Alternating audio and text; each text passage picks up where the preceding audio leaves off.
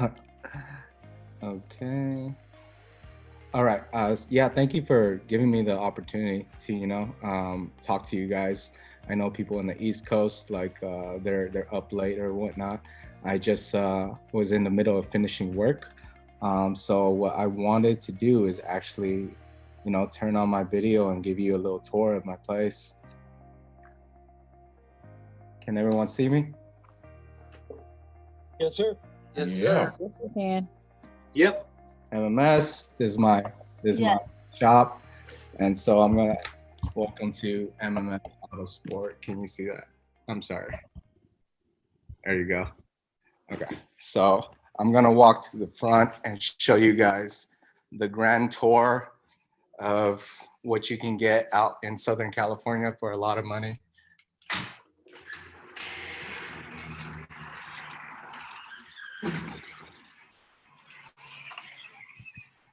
So there's my sign right there. It's my little entrance to the shop.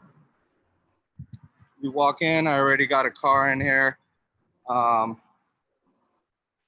This is one of my bays that my technician works at. He has my old toolbox, which is right here. I don't know if you guys see it. Now he has the expensive toolbox that he bought on his own, just brand new, came off the truck, about $7,000. I'm not trying to spend that type of money. And so what we got here, I got cars everywhere. Because I had to park all my cars inside because in California, there's no parking.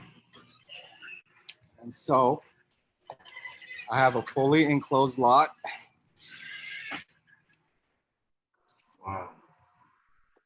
Wow, full lot. Full lot. Business is good. Business is good, but it's stressful. I have to pay parking tickets when I forget about the cars. But and I have to come back. I got to come back to work before 6 a.m. just so I can move all these cars out. That way I can run my business, because with a full shop like that, my guys need space to be able to work. And if my guys don't have space, there's no production. And so that's just something we have to deal with at the shop. Of course, I would like more space. I can, sit here and complain about space. I don't have this. I don't have this. Rent is too expensive. But in business, you have to figure it out. There's problems every day, and you just have to figure it out. A little bit more tour. I only have so much space, so the customers get to see all my parts right in front of them. This is kind of our command center. This is custom-made table that we slapped a bunch of 2x4s together and stained it and coated it. We have our own coffee now. Watch out, coffee monkey. And let me show you kind of our organization system. This is my keyboard right here. This is my clipboard system right here. This is our workflow system right here, how to keep organized with all the work that's happening. This is my computer station right here. I cleaned it up a little bit. Usually it's a lot more messy when I'm working, but that's my little world here that I spend all day and all night. And sometimes I'll hop on the call like at 7:30 with you guys, running in late. I feel it's important to always, join the meetings. It's my cash flow family. I got my business family and what I got going over here, but I feel it's always important to plug in and attend these meetings to know what's going on. So with that, let me start the presentation. Give me a second here. So can you guys see my screen? Yes, sir. Yes. Right. So this is my story. Um, I'm not a professional speaker. As I said, as Daniel said in the beginning, uh, I felt like I was an introvert all my life. I wasn't comfortable in social settings all the time. I was a king of staying in my comfort zone for a very long time. So doing something like this, I've never presented to, this amount of people. And it's something I care about. It's something personal. So I felt like it was nice to trying to build a movement through Zoom is very tough, but I've been at it for a year. I got to know a lot of these people personally, but I don't really get to see anybody's faces. So I thought put the video on and humanize it. You guys get to know who I am, where I'm coming from, and so I'll start this off. Again, thank you at the people in the East Coast for staying up with me, being patient. I'm tired, but I'm super excited to speak about something I've been living the past 2 years. I've been introverted. I kept to myself. I would say I'm soft spoken and I did not like confrontation.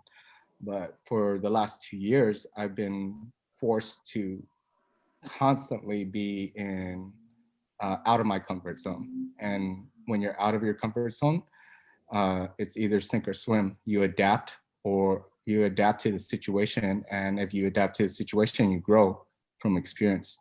If you stay in the comfort zone where nothing ever changes, there's no room for growth.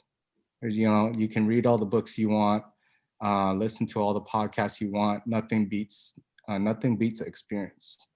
And so let me tell you my story, how I went from becoming the golden employee to businessman. So I was born in Los Angeles, California by immigrant parents from China. Um, and so this is actually pictures that I took a few years ago when I visited the village where my parents came from. And so they moved away like maybe how long ago now? Like 40 years ago, and is exactly the same like it is now, like since they left it. It's still a village. You got chickens on the ground, and I did have to relieve myself in a hole in the ground. So that was quite an experience.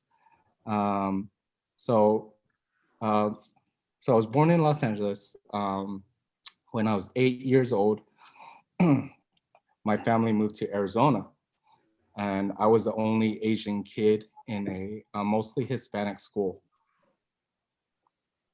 And my second day of school that I attended, there was a bunch of Hispanic kids, and actually the second day, usually if you know, you say the Pledge of Allegiance at the beginning of the class. And first day, same thing, Pledge of Allegiance. And then the second day, they actually started saying the Pledge of Allegiance in Spanish. I'm like, uh-oh, like what's going on over here? I was like, I'm out of my element. I don't know what to do. I went home, told my parents, and I went to a bilingual school. I was bilingual technically, but I wasn't bilingual in Spanish. So they transferred me to regular entry elementary school, um, um, and it was around the second grade. I actually had to repeat the second grade because I wasn't there yet, but as just like any good Asian kid, I got A's ever since. Um, my story out there is most of my best friends were all Mexican. Their hobbies became my hobbies. I always followed. I was never the leader. Like whatever type of music they liked, I followed along. I actually started work when I was 11 years old. So when I have conversations where this is my reaction after my friends tell me that they get allowance for doing their chores. You guys are getting paid for that? Are you kidding me? So my dad had a Chinese food restaurant. And so I became a cashier a janitor, and I worked a deep fryer too at 11 years old, and I got $1 an hour and plus tips. So when at the end of the week, when I got like $70 put together, like, oh man, I'm rich. You know, as a kid, 11-year-old kid, you're rich. Um, so as far as uh, moving on to high school, I played high school football. So I was in with the jocks. I took honors classes because I was just good at doing my homework.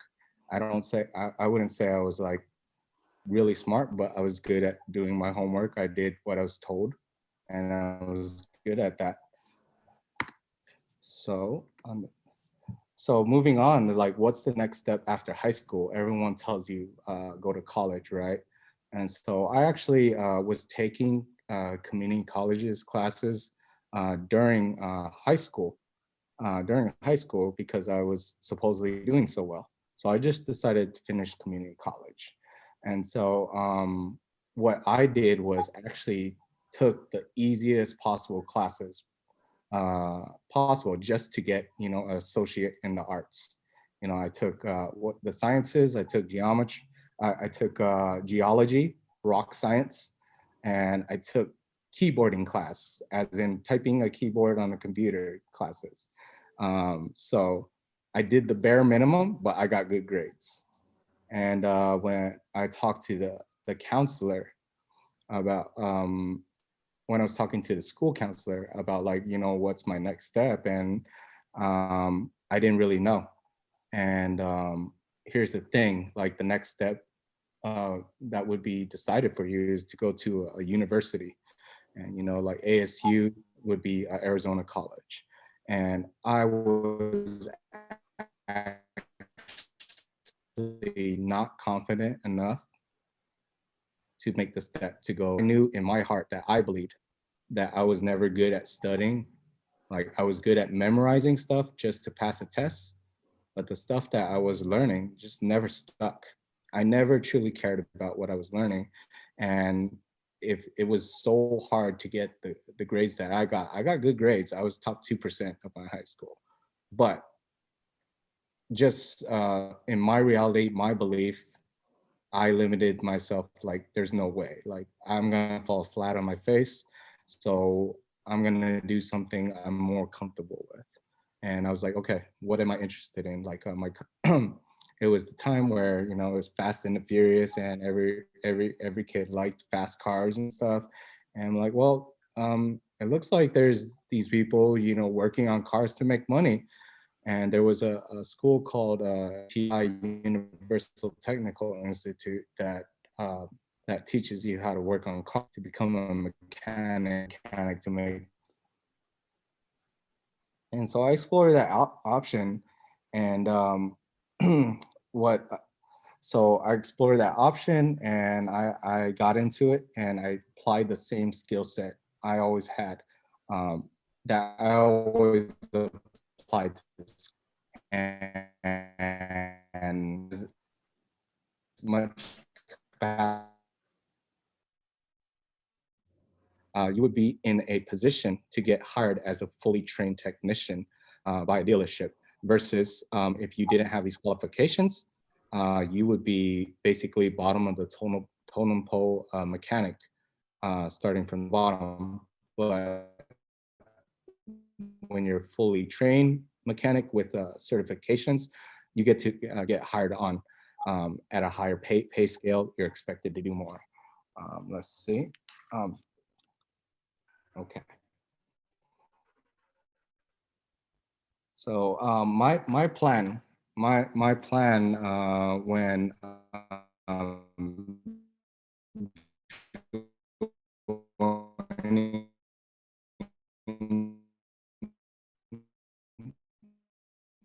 to be a technician, my plan was to, okay, I'm going to work at this.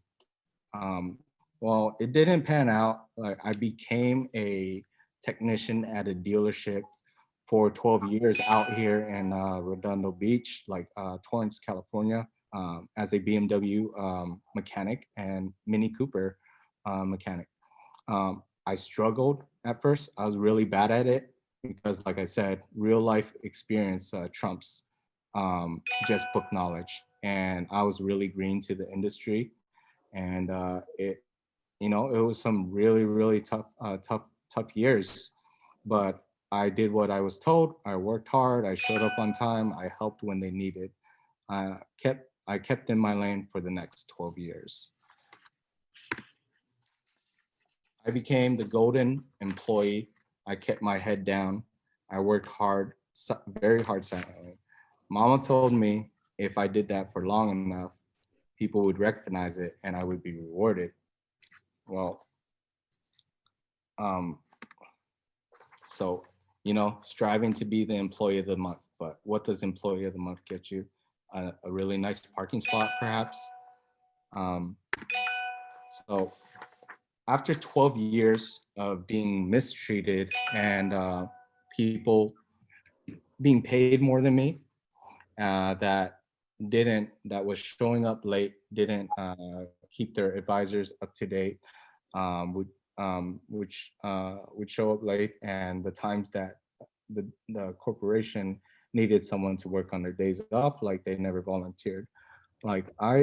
So after about 12 years of I felt like I was mistreated. I went and told my manager like my worth, like why I deserve more. Like I said, I was never late. I never called off. I had hardly any rechecks. That means cars I worked on, they don't come back for a mistake. I flagged the hours they wanted. I volunteered to help on my days off when needed. Yet another employee does everything the opposite. And how does he make more than me? Were my words. And after I told that, like a couple months later, I got what I wanted. And that's when I learned you have not because you ask not. I'm like, I've been griping for the past 12 years. I was not outspoken. I just let my thoughts um, mold in my mind. Like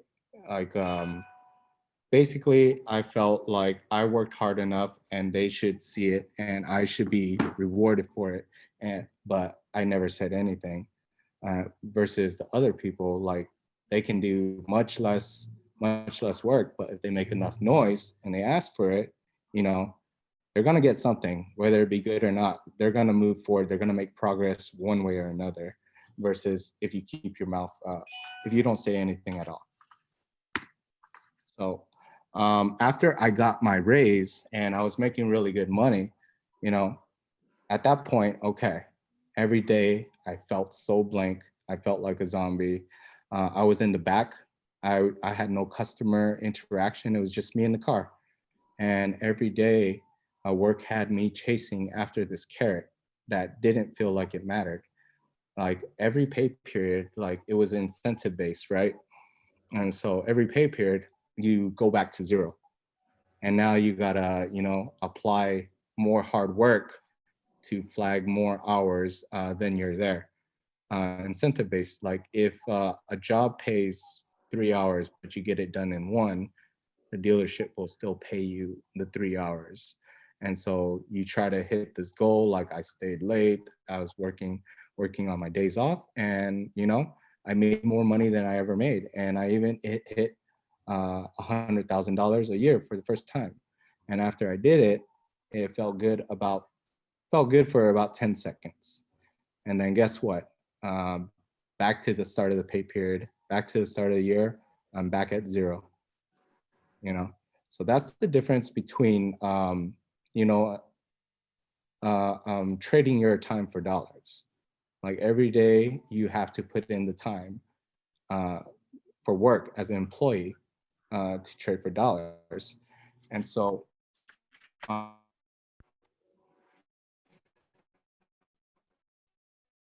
when sales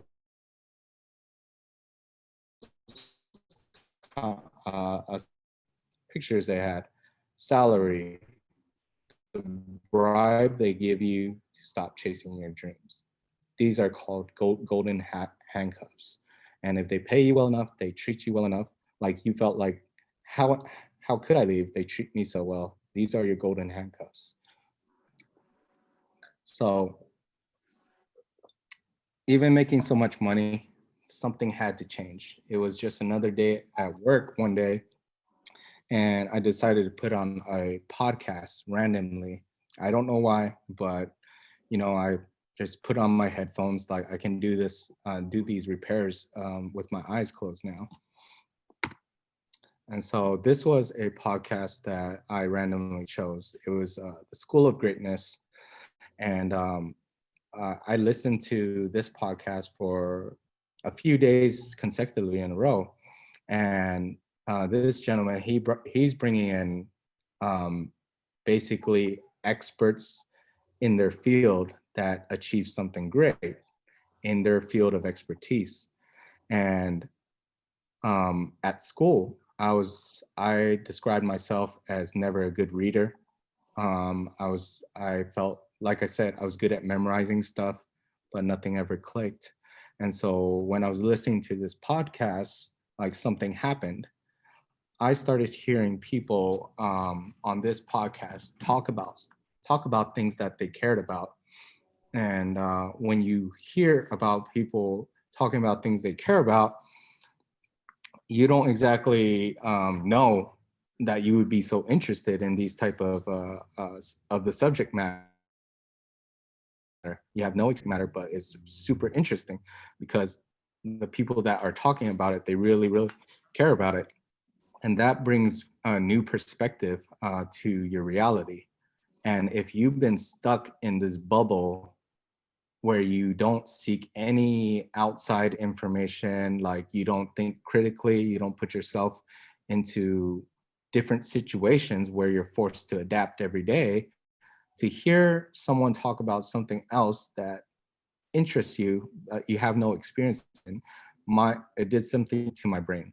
It started racking it. The gerbil started running across that wheel. Like, this is what I've been missing from my life for the past 12 years. I haven't exercised my brain. And you don't have to exercise your brain by reading, because like not all people are readers. And so once I got used to listening to podcasts, I'm like, okay, I struggled reading books. Like I never got like people why they enjoyed reading books. But so then I did the audio version. Audio version worked. I was in a job where I can do these type of repairs, like with my eyes closed. And so perfect time to exercise my brain when I was doing something that didn't require all of my focus. Like I can do this. And so every day I was learning. Every day my brain was working, and that uh, changed my perspective from the zombie-like state that I've always been in for a very long time. So the first step was to shift my way of thinking. No longer was it about what the world is doing to me. Everyone has the option to take responsibility of their situation, especially in this country. You only get to be a victim once. After that, you're a volunteer.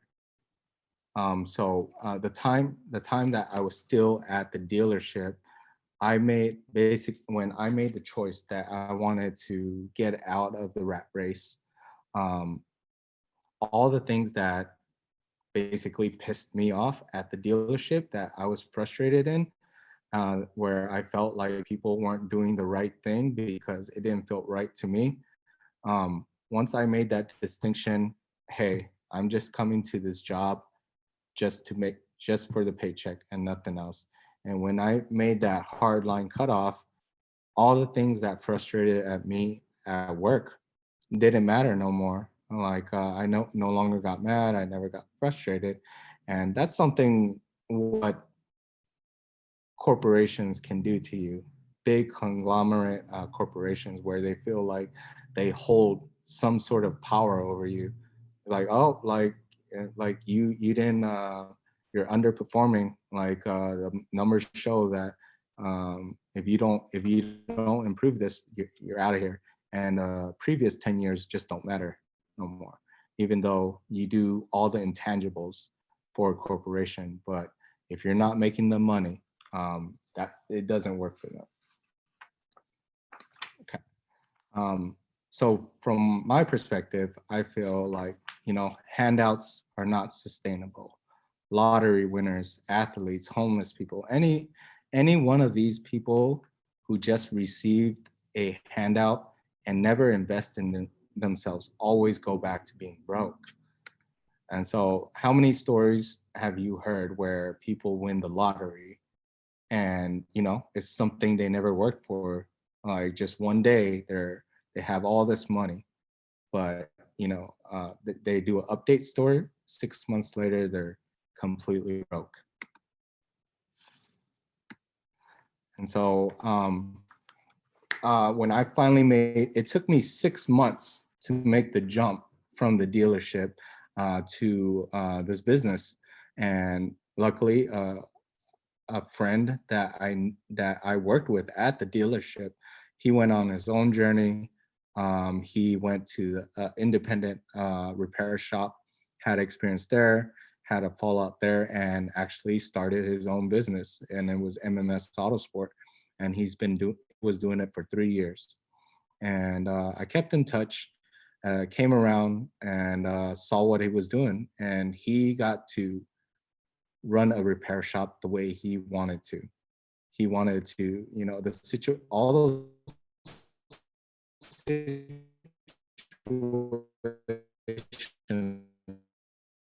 at the dealership where I felt like they were mistreating the customer. Was seeing at a big corporation, but all the corporation wanted to see was numbers. But when you have your own business, you get to call the shots. If you're an employee at your job and you feel like you have the right to call the shots, it's not your business. And that's how I made the distinction. Like, unless it's your business, you don't call the shots. You can give your opinion, whether it's well received or not. Like, it's up to the person that calls the shots, and that's the owner of the business. And so from that aspect, I can respect where they're coming from, where they wouldn't receive, opinions from an employee that doesn't run the show. They don't run the show. So in my journey, as far as entrepreneurship, I partnered up with my buddy, and I learned that I didn't have to be number one, but I had to bring something to the table. You have to continue to improve. And if you make one improvement to yourself every day for a year, that's 365 improvements if you add it all up at the end of the year. Like, oh, I'll just start tomorrow, or oh, like, I'll just push this off. If you make it a point to do one improvement, whether, I'm gonna listen to this audiobook, or I'm gonna work out, or I'm gonna do this for this person, or I'm gonna do this speaking engagement, like present to all these lovely people. That's when you take leadership. Leader is someone who knows the way, someone who goes the way, someone who shows the way. And so I basically have been building myself up to take a leadership position, because that's what the business calls for. If I was just coming in to work on cars, I would just be another employee. I'll be another follower. And so what I like to always think about is, does your actions that you perform every day line up with your vision? Does buying that nice car serve the purpose of your vision? Does sleeping in get you closer to achieving your goal? You have to ask yourself, what is the vision? What is the life that you dream, that you want? And the actions that you are doing this very moment, like, I give you guys credit. You guys are all looking, joining in to improve yourselves. And I feel really honored to be able to be in this position to just tell my story. Like, I'm a person that like had all these limiting beliefs. And now this is like the hardest I ever worked in my life, but it's very, very rewarding because back when I was making all that money, it was unfulfilling. You lived for the weekends because you hated going to work so much. And now like all I do is work and come to these meetings, and I'm truly, truly fulfilled because I feel like I'm part of something greater than myself. And it and it's just not myself doing it, it's a whole team. I have a team at my business, and I have a team with you guys, and everybody's important in order to achieve what we want. So advice is fail early, fail often, but always fail forward. And growing up, staying in your comfort zone, like you don't want to feel the backlash of failing. Like if I fail, I'll lose this money. If I'll fail, I'll be embarrassed. If like what would people think of that doesn't get you that doesn't get you anywhere. There's no opportunity for growth. Yeah, and then as far as staying, I come from a Asian culture background, and where my parents came from, they came from a village in China, and so every day their goal was to find their next meal, like it was scarcity the whole time. And when they had the opportunity to come to this country, they took their mindset and their reality with them. And so they're very loving parents and I love them to death. But what they pass on, like I can give them credit for passing on the hard work they instilled in me. Like if I didn't know how to do anything else, I would just apply hard work, just relentless hard work. I might not know what I'm doing, but I'm just gonna keep pushing forward and not whine about it. Like, and just continue to work hard. But come to find out, you can only work hard for so much. You got to work smart as well. And and part of it is um, exploring opportunities where you're gonna fail, but that experience is critical into growing. And so going to the limiting, here's the difference between limiting and beliefs versus empowering beliefs.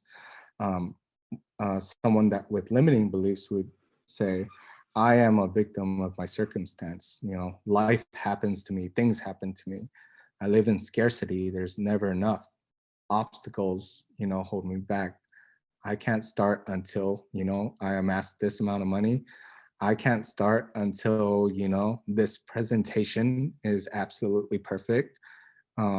Like, I'll tell you this right now, I haven't made a PowerPoint in like 15 years. So if this looks a little janky is a term that we like to use here when it's not all perfect, but it does the job. It's the rough draft. Um, or this is too hard, I should quit. And when I heard someone say like, with all these type of limiting beliefs, how long have you been telling yourself this story? You are the person that are telling you yourself these thoughts. Your brain is telling you these thoughts. So once you change your mindset, instead of being a victim of your circumstance, I create my own reality.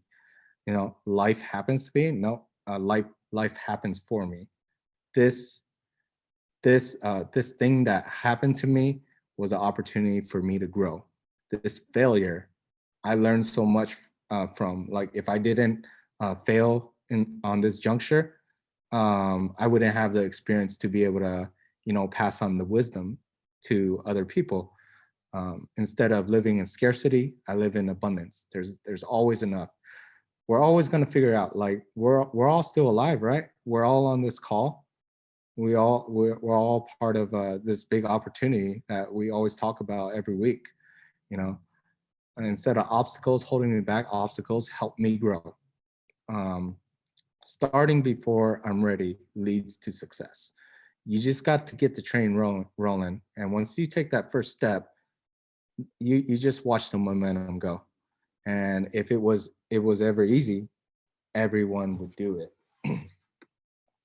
you know, this is one audio book that I listened to on my plane in the plane to Nashville, How to Be a No Limit Person. One quote that I did like from this book was, "You are the sum total of all of your decisions and choices."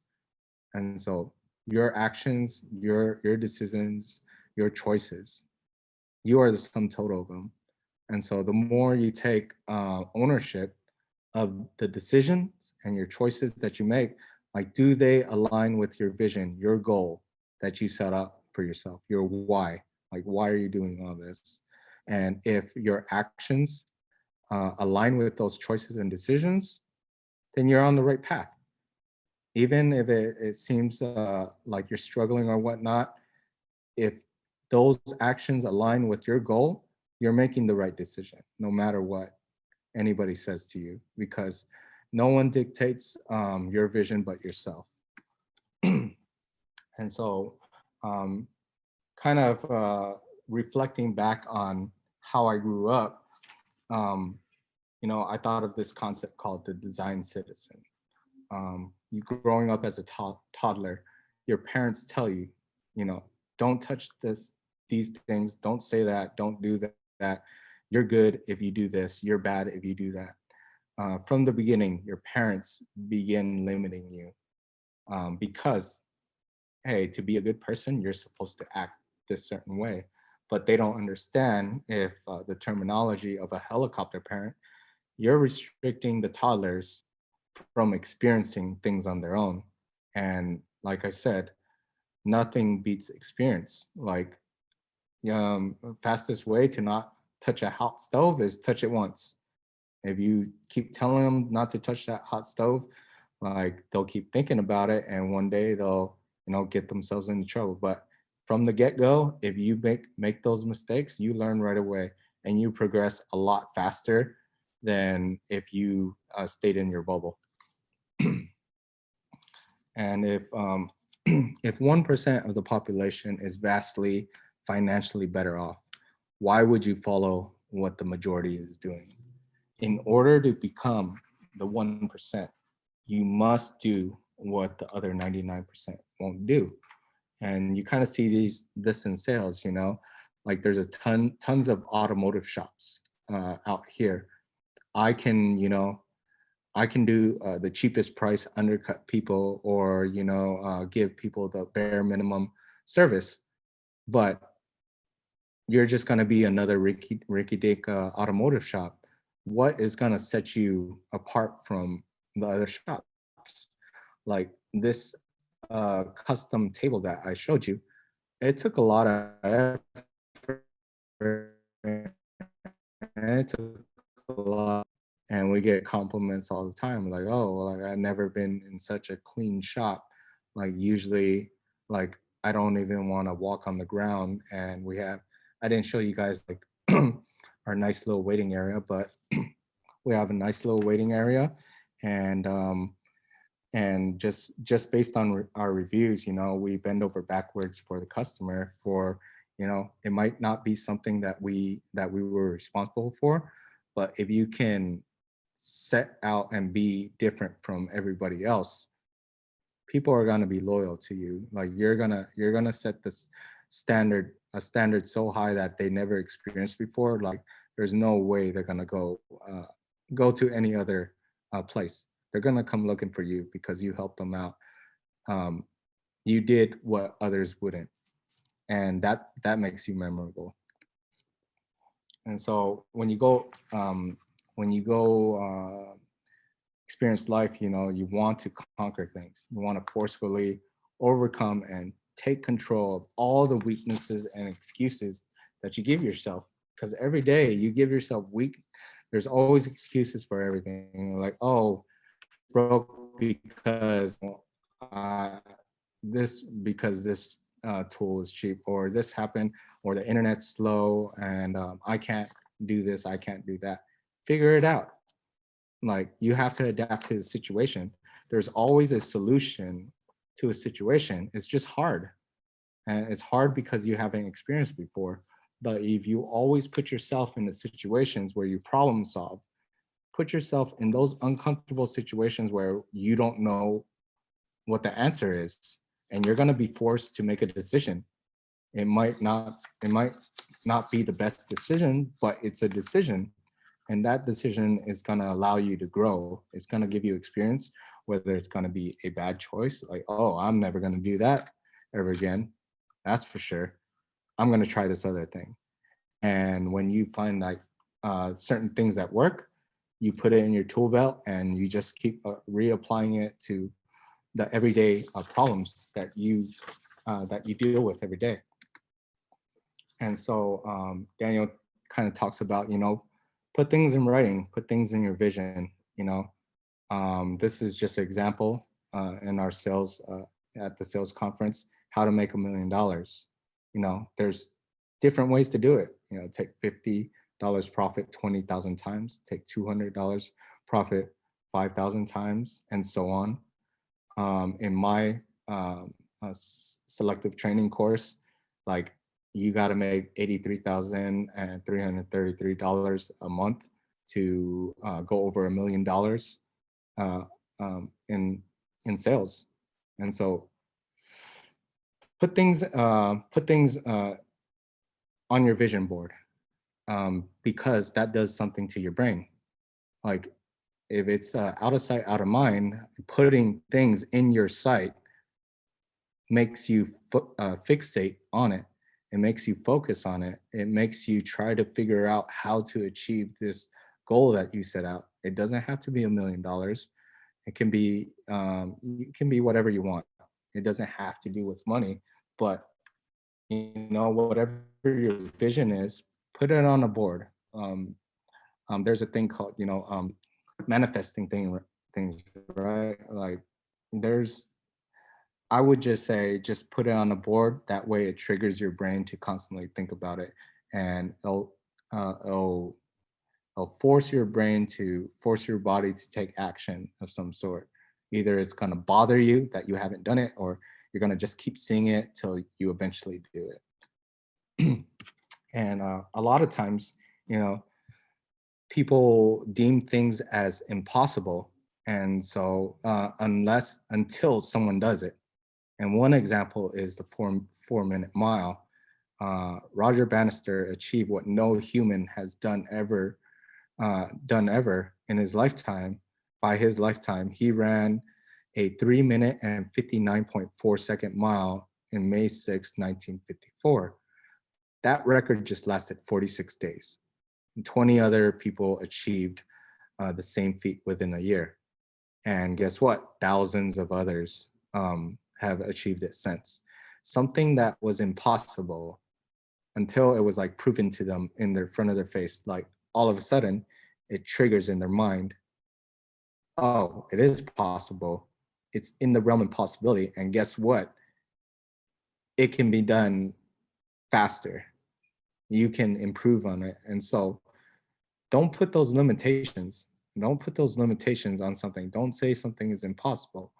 There's a way to make it possible. You just have to figure it out. That's the hard part.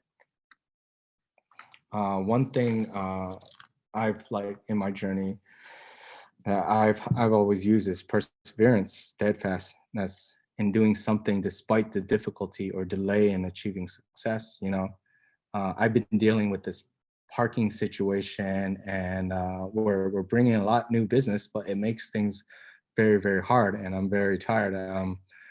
I haven't had a day off this whole month because there's so many things going on, and I spent some late nights, putting this presentation together.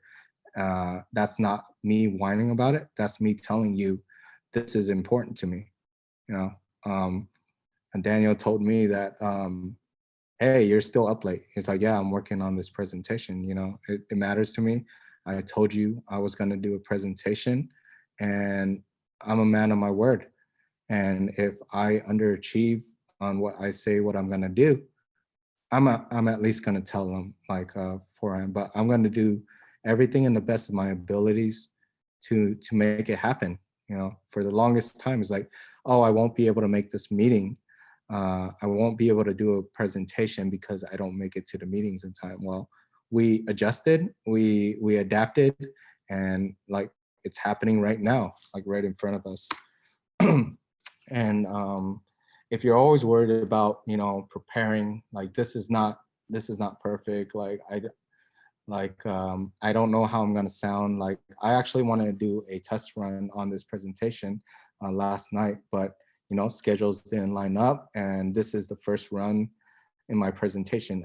I had all these notes. I stopped looking at them about 40 minutes ago because I can't even find where I'm at. So this is the rough draft. This is how it goes. It's not perfect, but you know, I'm enjoying myself. And so going to a winner's mindset, do not be afraid of failure. It is a prerequisite of doing it hundreds of times in order to truly win. If you have a winning mindset, I have the skill. I can ask for someone for help. Don't be afraid to ask for help. Just like you're afraid to fail, ask for help. Ask someone that knows. You don't have to be the number one. I'm not the number one in my business. You know, he was running the business for 3 years now, and the platform to be able to make mistakes and grow. Like, what other opportunity you have that? And so I was, you know, super lucky to have this opportunity to be able to streamline my growth, because for the longest time I was a zombie employee, the golden employee with golden handcuffs, living for the weekend. And now like this introverted person is talking to customers 12 hours a day, like forcefully. Like I still am sort of uncomfortable with it, but it has to happen. People are counting on me, and it has to be done no matter what. And if I I I set out to have the responsibility for this position to run the shop, and if I don't do my job properly, people are gonna lose out because of me. So that's what keeps me going. I have a responsibility to my team here, and just like this responsibility of this presentation, like uh, I'm honored to do it. I'm honored to do it. Like it's really fun. And so just continuing with this, I can read, I can learn something from someone else. I can fail and learn. Loser's mindset. I don't have the skill. No one can help me. I can't learn from reading. I can't. You know, saying those are the limiting beliefs. Once you break that pattern of using I don't, I can't, it's impossible to I can, I have, and also not anything can be possible. And here's I kind of showed you the tour already, but in the case, morning find parking routine. And that's me every morning. And that's what I'm gonna do tomorrow morning at 6 a.m. The street sweeper comes by, and people, right when the street sweeper comes by, being followed by the person that hands you the ticket, if you're parked there, people come out and park right as the street sweeper comes by. Those are limits that I'm dealing with in my shop. Like you saw my shop, it was one way in, one way out. Like to get cars in the back, I have to lift the car up in the air to drive a car back there. And then when someone needs to, you know, test drive a car, that same car has to come out. Maybe it's blocked by all these, by 5 cars, but those are the current limits in my shop. Like I can say there's no parking My vendor doesn't have the part. We don't have the money. We don't have the room. I don't have the time. You know, I ask in these situations, I ask myself, what needs to happen to get this done? What is available to us? What haven't we tried? You only lose when you give up. And in this type of situation, I'm going to find a way no matter what, because it has to happen. You know, if you allow yourself to be in the victim position, you're going to lose every time. Like, things in the world is happening to you in that type of scenario, and you're going to be miserable. And miserable loves company. You're going to be that one guy that constantly complains, that gives excuses. Those are the most miserable people in the world, but they love talking about their excuses and their situation. Like, oh no, like it's because this happened, or anybody's situation is worse than someone else's. And so in those, like, I'll tell you guys, like, you know, like I said, I was an introverted person. I was in the back of the dealership working on cars. I had no customer interaction, and I loved it. That was the comfort zone. Don't bother me. I don't want to talk to nobody. Any type of situation that I haven't experienced, that I haven't problem solved, like I complained about it. Like, I was frustrated about it, because you know what? I never put myself in situations to solve these problems. And like, this whole story that I talked about was the culmination of my experience of helping run a business. Every day I'm put in a situation to solve a problem. Every day is constantly different. And if you put yourself in that situation, it's going to be stressful. It's going to be the most frustrating thing you ever did, but it's the most rewarding thing you could ever do, because you're streamlining your growth. You're going to be more valuable. Like, how many households where, like, just in my situation, my perspective as a man, you know, if I have a family, I have to take the stronghold position of the family. I'm responsible for my family. Like, the situation that my family is in is because of me. You take ownership. What am I going to do to improve my situation? I can't do it on my own. So I'm going to find someone to help me get to that point. And that's the beauty of, you know, coming together. That's the beauty of this organization. And so what I want to end with is actually one of my favorite speeches. The more, oops. Rick Rigsby, how you living? So I'm gonna play this video for you guys. The wisest person I ever met in my life, a third grade dropout. Wisest and dropout in the same sentence is rather oxymoronic, like jumbo shrimp. Mm-hmm. Like fun run, ain't nothing fun about it. Like Microsoft Works, y'all don't hear me. I used to say like country music, but I've lived in Texas so long, I love country music now. Yeah. I hunt, I fish, I have cowboy boots and cowboy. Y'all, I'm a black neck redneck. Do you hear what I'm saying to you? No longer oxymoronic for me to say country music. And it's not oxymoronic for me to say third grade and dropout. That third grade dropout, the wisest person I ever met in my life, who taught me to combine knowledge and wisdom to make an impact, was my father. A simple cook. Wisest man I ever met in my life. Just a simple cook. Left school in the third grade to help out on the family farm, but just because he left school doesn't mean his education stopped. Mark Twain once said, "I've never allowed my schooling to get in the way of my education." My father taught himself how to read, taught himself how to write, decided in the midst of Jim Crowism, as America was breathing the last gasp of the Civil War, my father decided he was going to stand and be a man. Not a black man, not a brown man, not a white man, but a man. He literally challenged himself to be the best that he could all the days of his life. I have 4 degrees. My brother is a judge. We're not the smartest ones in our family. It's a third grade dropout daddy.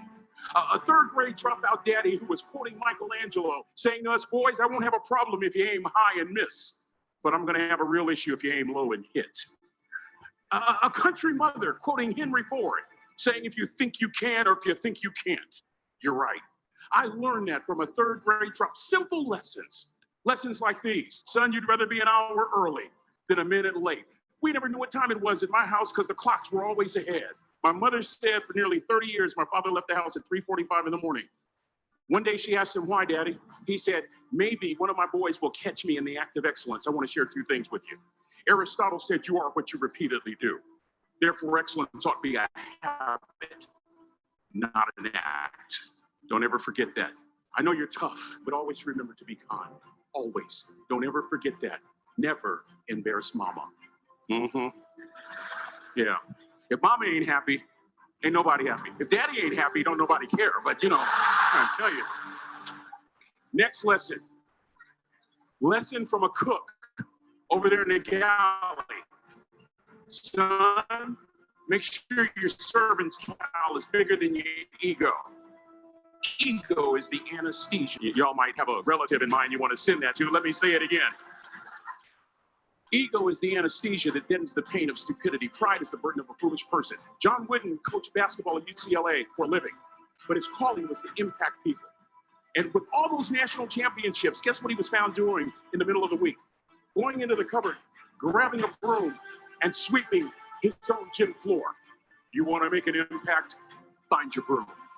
Every day of your life, you find your broom. You grow your influence that way. That way, you're attracting people so that you can impact them. Final lesson.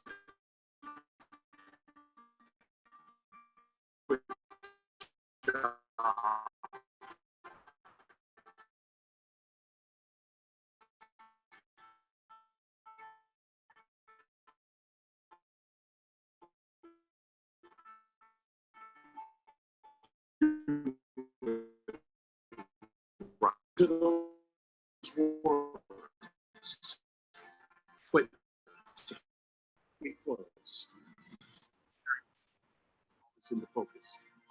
Wisdom will come to you in the unlikeliest of sources, a lot of times through failure. When you hit rock bottom, remember this. While you're struggling, rock bottom can also be a great foundation on which to build and on which to grow. I'm not worried that you'll be successful. I'm worried that you won't fail from time to time. The person that gets up off the canvas and keeps growing, that's the person that will continue to grow their influence. Back in the 70s, to help me make this point, let me introduce you to someone. I met the finest woman I'd ever met in my life. Back in my day, we'd have called her a brick house. This woman was the finest woman I'd ever seen in my life. There's just one little problem. Back then, ladies didn't like big old linemen. The blind side hadn't come out yet. They like quarterbacks and running backs. We're at this dance, and I find out her name is Trina Williams from Lompoc, California. And we were all dancing, and we're just excited. And I decide in the middle of dancing with her that I would ask her for her phone number. Trina was the first one. Trina was the only woman in college who gave me her real telephone number. The next day, we walked to Baskin & Robbins ice cream parlor. My friends couldn't believe it. This has been 40 years ago, and my friends still can't believe it. We go on a second date, and a third date, and a fourth date. We drive from Chico to Vallejo so that she could meet my parents. My father meets her. My daddy, my hero, he meets her, pulls me to the side and says, is she psycho? But anyway, we go together for a year, 2 years, 3 years, 4 years. By now, Trina's a senior in college. I'm still a freshman, but I'm working some things out. I'm so glad I graduated in 4 terms. Nixon, Ford, Carter, Reagan. So now it's time to propose. So I talked to her girlfriends, and it's California. It's in the 70s, so it has to be outside. Have to have a candle, and have to have, some chocolate. Listen, I'm from the hood. I had a bottle of Boone's Farm wine. That's what I had. She said yes. That was the key. I married the most beautiful woman I'd ever seen. Each of us has a purpose. We are destined to do something meaningful. Sorry about What do the you think a commercial. private Christian education looks like? GCU offers over 175 high-quality online programs. Find your purpose at Grand Canyon University. Visit gcu.edu. Seen them, y'all ever been to a wedding and even before the wedding starts, you hear this? How in the world? And it was coming from my side of the family.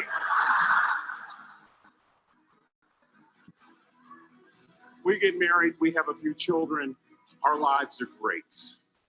One day, Trina finds a lump in her left breast. Breast cancer.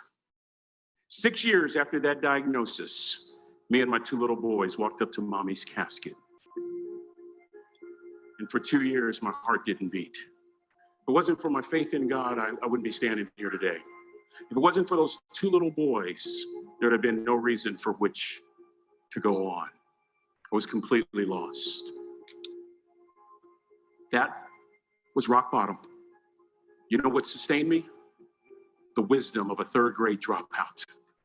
The wisdom of a simple cook. We're at the casket. I'd never seen my dad cry. But this time I saw my dad cry. That was his daughter. Trina was his daughter, not his daughter-in-law. And I'm right behind my father, about to see her for the last time on this earth. And my father shared 3 words with me that changed my life right there at the casket. It would be the last lesson he would ever teach me. He said, son, just stand. You keep standing.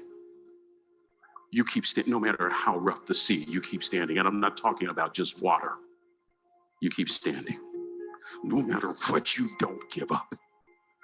And as clearly as I'm talking to you today, these were some of her last words to me. She looked me in the eye and she said, it doesn't matter to me any longer how long I live.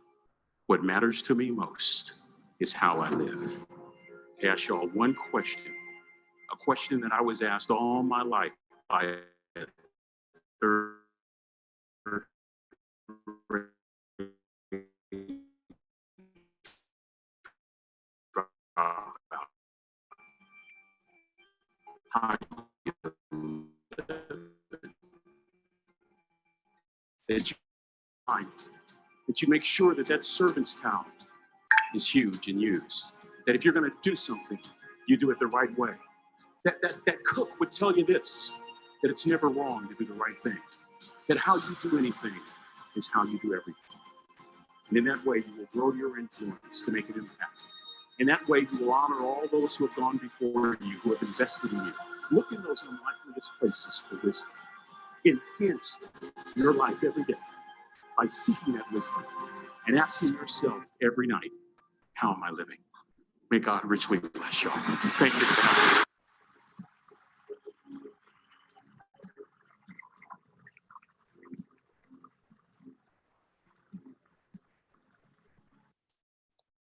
So yeah, that's one of my, it's gotta be my favorite speech. How are you guys living, you know? You remind yourself of your situation. What are you doing? What are you doing?